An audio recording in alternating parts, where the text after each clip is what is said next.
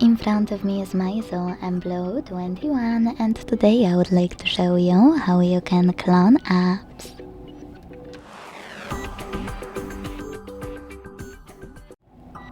Begin by opening Devices Settings.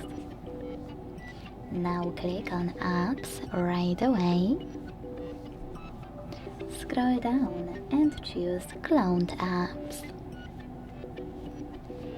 Over here you will see all apps available to clone. In order to clone any of them, use this plus icon next to the chosen one. Then hit create and wait.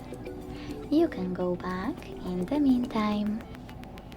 And when you see that your app was successfully cloned, you can go back and see it for yourself. Mine is over here.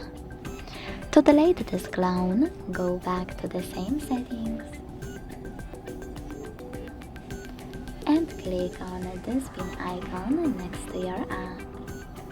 So sorry. This one.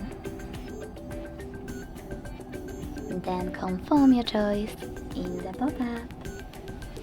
Thanks so much for watching. If you enjoyed this video, leave a like, comment and subscribe. Bye!